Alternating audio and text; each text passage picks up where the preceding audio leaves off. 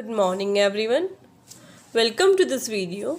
Students, today we are going to revise our chapter number 7 and chapter number 8 with some questions. Okay? So I think you all are preparing for your exam, and I want you all to do good in your exam, in each and every exam. For that, you have to read carefully, you have to learn everything carefully, you have to watch the videos, and you have to do practice for it. And student, be very careful while reading the question. First of all, read the question, then give question accordingly. Okay, so now let's start with the first question.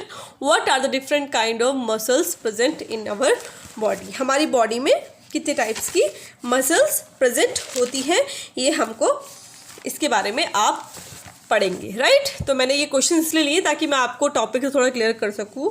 आपके body में कौन कौन सी muscles होती है? Voluntary muscles होती हैं, right, जो आपके अकॉर्डिंग आप जिसके मतलब आपके अकॉर्डिंग काम करती हैं, राइट। दूसरी होती है इनवॉलंटरी मसल। वॉलंटरी मसल आपके हैंड एंड लेग्स में प्रेजेंट होती है। दूसरी होती है इनवॉलंटरी मसल। इनवॉलंटरी मसल क्या होती है? जिस पे आपका कंट्रोल नहीं होता, जिन पे आपका कंट्रोल नहीं होता है, वो इनवॉलंटरी होती है। जैसे कि आपका फूड पाइप में जो होती है, फूड पाइप के साथ जो मसल्स प्रेजेंट होती है वो आपकी इनवॉलंटरी मसल होती है, राइट। और नेक्स्ट आपका होता है कार्डियक मसल। जैसे कि नेक्स्ट क्वेश्चन आपका है what is the role of cardiac muscle. तो कार्डियक मसल का रोल क्या है? ये हमारी बॉडी में ये ऑटोमेटिकली कंट्रोल होता है इसका भी, ठीक है, ये अपने आप ही काम करती हैं, आपका इसमें कोई कंट्रोल नहीं है, राइट। जैसे कि आपका हार्ट हो गया, तो हार्ट में आपकी कार्डियक मसल प्रेजेंट होती है जो अपने आप काम करती है। जब तक आप जिंदा हैं तब तक वो धड़केंगी, तब तक वो वर्क करेंगी, राइट। तो ये आपका क्या है? कार्डियक मसल, ठीक है। Now the next thing is what are the main part of brain. आपको मेन पार्ट ब्रेन के, जैसे कि मैंने डायग्राम के थ्रू भी आपको समझाया था, सेरिब्रम हो गया, सेरिब्लम हो गया, और आपका मेडुला हो गया। सबसे बड़ा पार्ट जो होता है आपका ब्रेन का, वो क्या होता है? वो आपका सेरिब्रम ही होता है। सबसे मेन पार्ट क्या होता है?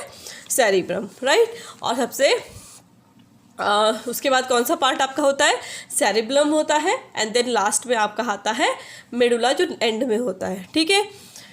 आई थिंक ये भी आपको क्लियर होगा, जिसका मैंने आपको डायग्राम भी बनाने को दिया था।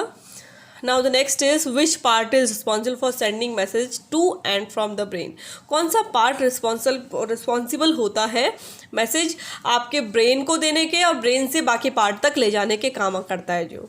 तो ये बेटा आपकी होती है स्पाइनल कॉर्ड। ये मैंने आपको समझाया था स्पाइनल कॉर्ड में कि स्पाइनल कॉर्ड का काम क्या होता है। स्पाइनल कॉर्ड नर्व्स का एक गुच्छा है, ठीक है, नर्व्स का एक कलेक्शन है, एक बंडल है नर्व्स का, जो क्या करता है? बॉडी के हर पार्ट तक पहुंचता है, ठीक है। वो नर्व्स हर जगह बॉडी के पार्ट तक पहुंचती है। तो ये बीच में एक मीडिएटर काम करता है आपका ब्रेन और आपके बाकी बॉडी पार्ट के बीच में मैसेज को ट्रांसफ़र करने के लिए। Okay, so which part is the largest part of brain? यह अभी भी मैंने आपको बताया, सबसे लार्जेस्ट पार्ट ब्रेन का कौन है? Cerebrum. Okay, give one word answers. अब आपका वन वर्ड आंसर्स के थ्रू थोड़ा देखते हैं। ये आपका नेक्स्ट क्वेश्चन है, नेक्स्ट चैप्टर जो है उसमें। ये मैंने आपको क्वेश्चंस आपके लास्ट वर्कशीट में भी दिए थे, इनके आंसर्स मैंने आपको नहीं दिए थे, तो ये आंसर्स भी हो जाएंगे और आपका रिवीजन भी ये आपका साथ में हो जाएगा, राइट। तो इसीलिए मैंने रिवीजन बेस्ड आपको ये दिया है ताकि आपको ये इजीली पता चल जाए, राइट।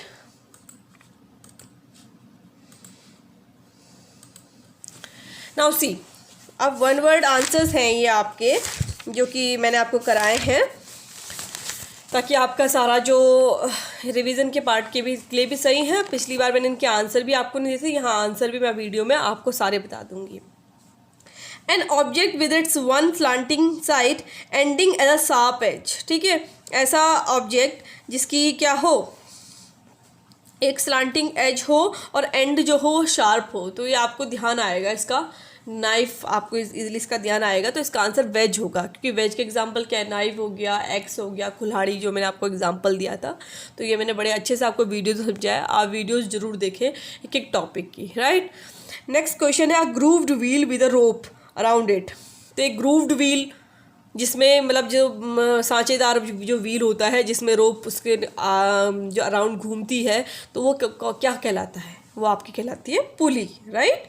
नेक्स्ट है an inclined plane wrapped around a pole, एक इंक्लाइन प्लेन जो एक पोल के अराउंड रैप हो रखा है।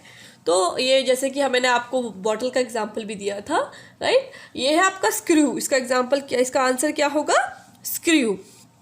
नेक्स्ट है a wheel with rod passing through its centre, एक व्हील जो क्या कर रहा है, एक रॉड से कनेक्टेड है और मतलब एक रॉड उसके सेंटर से पास हो रही है। तो इसका मैंने आपको एक पिक्चर के थ्रू एग्जांपल भी दिखाया था, बहुत इजी है। इसका आंसर क्या होगा, एक्सेल। क्या होगा, वो रॉड क्या कहलाएगी, एक्सेल कहलाएगी, जिसके थ्रू व्हील घूमेगा, राइट। नेक्स्ट है a slanting surface connecting a lower level to higher level, एक स्लांटिंग सरफेस है जो लोअर लेवल से हायर लेवल से कनेक्ट होगा, जिसका बहुत अच्छा एग्जाम्पल है। जैसे कि आप घरों में आपको देखने को मिलता है कि गाड़ी को अपलिफ्ट करने के लिए आपके मान लो रोड से आपके घर तक पहुंचाने के लिए कहीं ना कहीं एक स्लांटिंग सरफेस बना होता है। तो so that is also example of inclined plane. तो here is the answer is inclined plane, right. उसका आंसर क्या होगा, इंक्लाइंड प्लेन,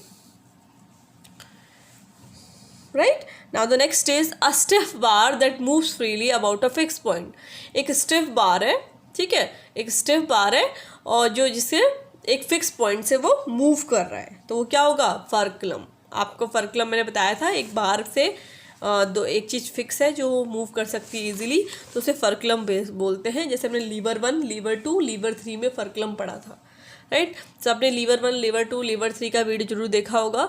उस वीडियो में मैं आपको सब समझाया था कि कैसे आपका फर्कुलम कैसे होता है, राइट। तो आई थिंक इसमें किसी को कोई प्रॉब्लम नहीं होनी चाहिए, ये इजीली सबको क्लियर हो जाएगा कि कैसे ये करना है, ठीक है। तो सिंपल मशीन में बेटा आपको पुली के बारे में जो सारा पढ़ना है, वीडियो में जरूर देखें पुली के बारे में। आप व्हील एंड एक्सेल के बारे में देखेंगे, वेज के बारे में पढ़ेंगे, ठीक है। आप स्क्रू के बारे में पढ़े, क्लास 1, क्लास 2, क्लास 3 डिफ्रेंशिएट करना सीखना पड़ेगा आपको। क्लास 1, क्लास 2, क्लास 3 को अच्छे से रीड करना है और उनके बीच में डिफरेंस आपको पता करना है, ठीक है। उसी से आपको कुछ क्वेश्चंस मिलेंगे आपके एग्जाम में, उसी के बेस में मैं क्वेश्चन दे सकती हूँ एग्जाम में, क्योंकि मैं लॉजिकल क्वेश्चन दूंगी, वो कहीं से भी मैं उठा के। बेटा आपका एक पैराग्राफ बेस्ड क्वेश्चन भी आएगा कि जैसे मैंने आपको एक पैराग्राफ दे दिया, उसमें से ही मैंने कुछ क्वेश्चन उठा के आपको दे रखे होंगे, तो उन क्वेश्चन के आपको आंसर देने होंगे। आपके कुछ क्वेश्चन पिक्चर बेस्ड आएंगे कि मैंने आपको पिक्चर दी है और उसके बेस पे कुछ क्वेश्चन बनाए हैं। ऐसा नहीं कि मैंने आपको बोल दिया कि इसका नाम क्या है, नहीं। ऐसे क्वेश्चंस होंगे कि हाँ ऐसा क्वेश्चन भी हो सकता है कि भाई आपको पिक्चर दिया, बताओ कि ये किस चीज़ का एग्जांपल है, या फिर कुछ भी, ये ऐसा भी हो सकता है। लेकिन कुछ क्वेश्चन ऐसे भी बनाए होंगे मैंने, मतलब ऐसे भी दे सकती हूँ मैं, लाइक कि आपको कोई पिक्चर दे दी और उसके बारे में कुछ पूछा गया है, तो उसके लिए भी आप रेडी रहना। ऐसे क्वेश्चन, लॉजिकल क्वेश्चन के लिए भी आपको रेडी रहना पड़ेगा, राइट।